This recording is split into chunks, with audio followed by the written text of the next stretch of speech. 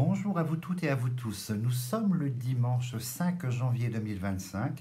Donc ça y est, nous avons commencé cette nouvelle année, l'an 25. Donc c'est tout frais, c'est tout neuf. Donc avec tous les espoirs et tous les engagements qui incombent en fait à la nouveauté, à la nouvelle année. Et je réitère mes vœux et merci beaucoup à toutes les personnes qui m'ont fait part de leurs vœux, qui m'ont souhaité de très très bonnes fêtes. Ça me touche énormément et c'est en partie pour ça que je continue mon rôle en fait, ma fonction sur YouTube, de vous avertir, de vous dévoiler et de prévenir de ce qu'il y a d'écrit. Alors, un petit aparté, on parle beaucoup de l'Algérie ces jours-ci et j'en ai parlé au mois de décembre en vous disant qu'on allait beaucoup en parler et avoir de gros problèmes et les visions font suite. J'ai d'autres visions sur l'Algérie. On va rentrer dans un sacerdoce au niveau de l'Algérie avec malheureusement des conséquences pour la France qui se situe au niveau de l'immigration, orchestrer quelque chose de très très compliqué. L'Algérie, la France, et nos rapports sont appelés à imploser. On est déjà dans une forme d'implosion et vers une explosion, mais l'Algérie sera ralliée par d'autres pays en fait, du Nord-Afrique. Donc ça va poser dans le temps quand même certains problèmes pour la France. Donc ça c'est un petit aparté. Aujourd'hui on va travailler sur ce que je vous disais dimanche dernier. J'ai beaucoup de visions sur la constitution du gouvernement américain avec les impacts que l'Europe va subir, parce que l'Europe va subir énormément d'impacts, malheureusement négatifs, de cette nouvelle politique qui sera posée par le président élu. Et on voit là déjà, cette semaine, une ingérence incroyable d'Elon Musk sur les affaires européennes. Je pense que ça fait partie de sa constitution. Donc vous savez, il est originaire d'Afrique du Sud. L'Afrique du Sud, c'est un pays terrible concernant en fait le racisme et l'immigration, avec une histoire très lourde, très noire, et je pense qu'il est sous cette influence. Et on le voit qu'il est en train d'arriver à coups de millions de dollars en Europe pour soutenir les partis d'extrême droite. On a d'abord l'Allemagne. Alors l'Allemagne est un début, et on a le Royaume-Uni derrière. Et il aura cette force d'ingérence durant ces 4 ans. Je ne pense pas qu'il fasse 4 années pleines et entières au gouvernement. Il se passera quelque chose, mais on en parlera au moment voulu. Mais durant la validité de sa fonction au sein du gouvernement, je pense qu'il sera à l'origine de choses assez terribles également. Donc on va regarder un petit peu le gouvernement et l'impact en fait pour nous, financier, alimentaire, on va dire guerrier également. On va regarder un petit peu tout ça. C'est très important de mettre ce gouvernement en fait en évidence et regarder, parce que Trump est un complotiste. Hein. C'est pas un vrai complotiste parce qu'il n'y croit pas. Il balance des théories pour rallier des gens à sa cause et se défendre de ce qu'il fait. La justice, les agressions sexuelles, les détournements de fonds, toutes ces choses-là. Beaucoup le considèrent comme un saint. Alors je suis surpris. On ne doit pas avoir la même définition du mot saint, la sainteté. Donc, mais beaucoup le considèrent et ça va devenir ce gouvernement un peu chef complotiste en fait, en répandant des rumeurs, des choses incroyables, des théories incroyables. Il y a toujours eu cette réponse quand la civilisation va mal et qu'elle apporte de la transformation. On le voit en 1900, on le voit à travers notre histoire française. Il y a toujours eu en parallèle un développement, on va dire, mystérieux et magique qui comprend la secte, le complot et des choses que je trouve complètement folles en fait. Ça a toujours existé, la société va mal, la société est en déclin, la civilisation occidentale également, donc reviennent en force cette idée-là, mais dans son gouvernement, je crois, l'équivalent de ministre de la Santé, quelqu'un qui est anti beaucoup de choses et qui répand des rumeurs incroyables. Donc je pense que là, ça va alimenter les chaumières et les personnes qui ont des croyances, en fait, des ferveurs vers les grands complots, là vont trouver écho en fait. Hein. Donc on va regarder un petit peu ce qu'il en est, ce gouvernement. Alors moi je n'ai pas un avis profond, je ne peux rien faire contre la politique américaine. Je ne peux que constater les actes et les résultats de ce futur gouvernement Après, vous voyez dans le fond, vous, moi, comme nous tous, nous allons subir, donc il n'y a pas lieu, vous voyez, d'avoir une ferveur d'implication intellectuelle terrible vis-à-vis de ça. Nous subirons, ou pas, j'espère que non, mais nous subirons, et quoi qu'il arrive, il faut une force de détachement, ne pas rentrer dans les théories et valider ce racisme d'extrême droite qui a pris naissance aux États-Unis. Ce serait terrible en fait, hein. Ce serait terrible de valider ces démarches-là. Alors, regardons. Alors, la discorde, on a les oiseaux, malheureusement, de la discorde, on a les corbeaux, donc gouvernement de la discorde, et ça va être très très dur de trouver une forme de coalition au sein même du gouvernement. On sent que c'est un gouvernement, comme le français par ailleurs, où une forme de coalition n'aura pas lieu. On n'est que sur de la discorde. La table est importante parce qu'elle symbolise le tout, elle symbolise la réunion, elle symbolise l'administration américaine, et vous voyez qu'il va se passer, je pense que chacun va vouloir s'affirmer. Je sais qu'on a quelqu'un d'extrême droite qui est appelé au gouvernement, en fait. On a ce complotiste, vous voyez, on a vraiment quelque chose de très éclectique, on va dire un effet miroir de ce que est la société d'aujourd'hui. Alors, on va poser 9 cartes. Donc, je fais une première approche pour confirmer. Je vous parlerai de ces visions ultérieurement. Je vous parlerai des faits concrets qui me sont donnés de voir ou d'entendre, en fait. Regardons 2, 4, 6, 8, 9. Alors, gouvernement. Voilà l'administration, la carte des États. À côté de la carte des États, donc il est clair qu'on n'a pas fini d'en parler. Il est clair que la vitrine américaine va susciter. Vous voyez, la nouvelle, c'est l'ensemble des échanges. Donc ça va être, waouh, ça va être très compliqué. On voit que ce gouvernement sera à l'origine, va engendrer un cycle profond de transformation. On est sur la fin. La fin, la fatalité a cette valeur profonde des grandes périodes où les choses se transforment, disparaissent, dépérissent, renaissent. On est vraiment, vous voyez, cette constitution va marquer quelque chose de très très fort dans l'histoire américaine, par extension dans notre histoire, de très très compliqué. C'est le but, visiblement, par la réussite, c'est le but recherché. Allons plus loin. Donc on voit que c'est l'État, ce sera l'État de la finance. Les États-Unis vont rentrer dans une politique très égocentrée, isolationniste, tout seul.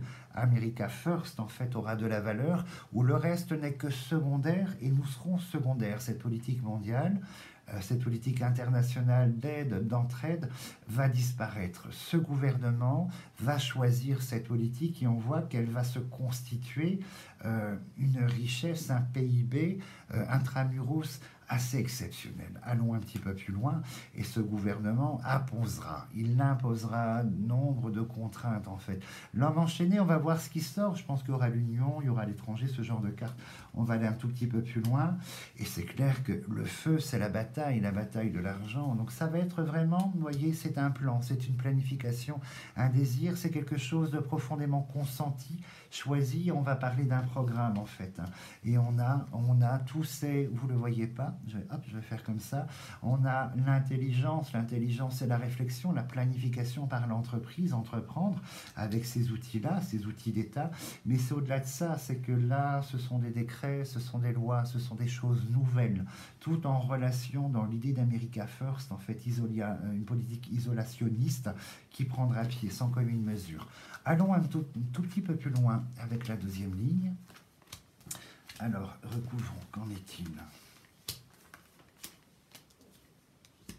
Donc vous voyez une nouvelle énergie par le yé. Le yé, c'est la naissance par extension, c'est la ligne de conduite pour être équilibré, pour être en accord. Vous voyez, tout va se jouer sur cet état. Donc je pense qu'il risque d'avoir une transformation des choses à partir de ce mois-ci, janvier, dans la prise de fonction de l'État, une transformation américaine évidemment, mais une transformation sur le plan géopolitique des intérêts des uns et des autres en fait, inévitablement. Alors, la table réapparaît. Donc c'est une politique en fait inédite. Les foudres s'abattront, donc ce sont des décisions d'une très grande violence, des décisions inéluctables, imparables, inévitables. Donc ça va être une politique de force. vraiment de force et d'imposition. Inévitablement, vous voyez au niveau des dialogues, la tentative de tractation, la table, les autres États, les pays, l'Europe, on va voir où se place l'Union, mais il y aura cette tentative d'imposition, quoi qu'il arrive, même s'il y a tentative de tractation. Inévitablement, vous voyez la roue bloquée sur l'argent, c'est ce cycle-là. Les Américains vont rechercher la seule en fait vraie ferveur, elle est sur la finance. Probablement en fait l'économie et l'auto-accumulation en fait par le PIB, par la production, par l'exportation. Ça va être vraiment comment dirais-je, la ligne de conduite, le fil d'Ariane. La tour. La tour est intéressante parce que c'est la ferveur, c'est la solidité avec laquelle ce gouvernement peut imposer les choses. Et donc on a un gouvernement qui sera d'une très grande solidité, première puissance mondiale encore à l'heure d'aujourd'hui, qu'il ne le sera plus demain, il faut le savoir, mais va pouvoir, par sa conviction profonde, sa solidité, imposer inévitablement. Et donc les ferveurs, ça, il n'y a pas de doute. Donc c'est une nouvelle politique, une nouvelle chose qui se met en place, vraiment, vraiment à travers l'universalité en fait. Les Américains vont mener la danse pendant 4 ans. Ils vont mener la danse en imposant, en fait, en nous imposant. On a l'argent ici, donc vous voyez, politique financière, donc je pense qu'il s'agit de la confirmation, les frais de douane, les taxes de l'importation, qu'elles soient européennes, chinoises, russes ou autres, il y aura quand même beaucoup de choses dans le but de s'enrichir, de constituer. Et on a ici le commerce. Donc on va parler surtout l'aspect commercial qui correspond à la création d'un PIB intérieur. Les États-Unis vont vraiment exploser vers le positif en fait, comment dirais-je, une politique qui va porter ses fruits essentiellement sur l'enrichissement, le commerce, la tractation, la voiture, tout ce qui touche en fait au business. Autour de la table, ça c'est nous, c'est les dirigeants. Regardons ce qu'il y a à côté. On a le serpent, très difficile, rapport très difficile. Je pense qu'il y aura une politique drastique en fait de leur côté dans la ferveur, une ligne de conduite sans foi ni loi vis-à-vis voilà, des autres continents. Nous sommes là face aux États-Unis, autres continents, on a le serpent et je pense que là, il y a une réelle domination. Alors la domination, elle n'est pas nouvelle, il ne faut pas fermer les yeux, la domination n'est pas du tout nouvelle des États-Unis à travers le monde, à travers l'Europe. Ce que le président américain impose, l'Europe s'exécute, ça a toujours été, mais là, ça prend une dimension, une ampleur très impressionnante. L'histoire, l'inéluctable, l'inévitable en fait. Et là, on a quelque chose de... Il y aura beaucoup de choses incroyables dans ce qu'il sera validé par les États-Unis sur un plan administratif. On va entendre, on va voir, on va assister à de la destruction. Donc, je sais qu'Elon Musk a pour but, en fait, il veut supprimer 80% des institutions. Alors, le peuple américain ne se rebelle pas pour aujourd'hui, mais je pense que, de toute façon, une élection, c'est au niveau des électeurs, c'est 50-50. 51% des gens, voilà, en liesse parce que leur président, leur vote est passé, et 49% des gens dans une déception profonde et une non-validation. Donc, vous voyez, c'est toujours la scission dans un pays, 50-50, grosso modo. Donc, il y aura l'autre partie dans la réaction, en fait. C'est marrant que l'immigration ne soit pas sortie tout de suite, les oiseaux de la migration, en fait, l'étranger. C'est très étonnant et je pense que c'est pourtant un fer de lance assumé, verbalisé, en fait, sans... Ah ouais, c'est l'universalité. Donc je pense qu'il y aura un impact universel sur l'Occident de façon générale, à travers la constitution de ce nouveau gouvernement. Allons un petit peu plus loin. Là, ça va être très dur, vous voyez, il est couronné cet État, les États étrangers aussi, il est très dur de maintenir en fait le lien, la communication, la diplomatie par ce qu'ils vont imposer, parce que c'est une politique très agressive envers nous. Très égocentré, America First est très agressif envers nous, et on voit que nous, on représente l'homme enchaîné, la contrainte, la soumission, et on représente ici malheureusement l'impact, c'est-à-dire la conséquence de l'infortune. L'infortune est le contraire de la fortune, donc je pense que financièrement, Pour nous, ça va être là, sous cet aspect commerce international, rapport d'État à État, très très compliqué en fait, hein. Ils vont quand même, je pense, ce gouvernement ira à plusieurs reprises au-devant de certains très gros problèmes. Vous savez, le chat noir, chauve-souris combiné, parce que leur politique va provoquer certains dommages, peut-être leur dédouanement, leur désistement, leur nouvelle confrontation, mais c'est la porte ouverte à autre chose et je ne serais pas étonné de voir la clé. Et vous voyez, il y aura un très très grand désamour général face aux États-Unis, un très très grand désamour. Vous voyez, les rapports universels que vont imposer sont dans une forme de violence, sous l'otage financier. Ici, les traités, la finance, le commerce va provoquer quand même un bouleversement sur l'ensemble des politiques en fait mondiales. Donc on va parler d'un gouvernement totalement nouveau, inédit dans sa politique, avec une force de destruction, de modification, de transformation dans son environnement, mais assez incroyable. Je vous montre ici le désamour, hein, parce que vous ne le voyez pas, on a les ciseaux et les deux cœurs qui concernent en fait l'universel, l'univers par extension. Donc ça va être, je pense qu'ils vont se mettre beaucoup de pays à dos en fait, hein. Je pense que dans cette politique intrusive, imposée, va provoquer quand même, au-delà d'un tollé, va provoquer de la colère et de la haine pour eux, envers eux en fait, hein. Alors, et nous toujours l'infortune, la ruine, aïe aïe aïe, la clé est bien là. La clé est bien là, malheureusement, cette clé est quelque chose qui vient appuyer l'idée que c'est son socle d'électeurs, il s'est fait élire sur ce type de programme, et donc il n'a pas d'autre choix que de contraindre en fait ce programme à être accepté, à être imposé, et qui inévitablement, ce gouvernement, ce président ira au bout de ce qu'il est, ce côté terriblement misanthrope en fait, dans ce qu'il porte, dans le clivage qu'il porte, il ira jusqu'au bout. Ici on a les chefs d'État. Vous voyez l'érosion autour des continents, notre continent, l'érosion autour des politiciens, des politiques, des gouverneurs, des chefs d'État, ça va être très très difficile. Donc là, cette unité, elle explose. Là, c'est au sein des États-Unis, l'aigle est là, le président américain, l'homme américain, je pense il va provoquer en fait une scission excessivement profonde au sein de son pays. Intramuros, ses votants, ses votants, ses électeurs en liesse, en joie, leur président, mais l'autre parti, l'étranger probablement, l'Union européenne face aux États-Unis est appelée à s'auto-concentrer sur elle-même, et je pense qu'elle n'aura pas d'autre choix durant ces 4 années de mandat que de créer la renaissance, l'obligation de renaissance, de réaction face à cette politique. La carte de l'État symbolise les armées, hein, la guerre également, on a les foudres, le feu, la guerre, on a les États. Le règlement du conflit russe, Ukraine, hein, l'agresseur russe et l'Ukraine agressée, par l'aigle, hein, l'aigle de l'autre continent, par le président, va être somme toute assez complexe, malheureusement.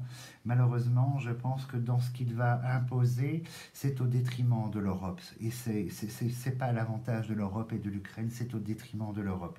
C'est quelque chose de force, de très complexe, et on voit que l'Union ici, donc les terres ukrainiennes, malheureusement, vont perdre beaucoup en fait en quantité, en géographie, et je pense que ça va être très très difficile de régler ce conflit, que cette facture, on va dire, cette tentative de règlement n'est que provisoire.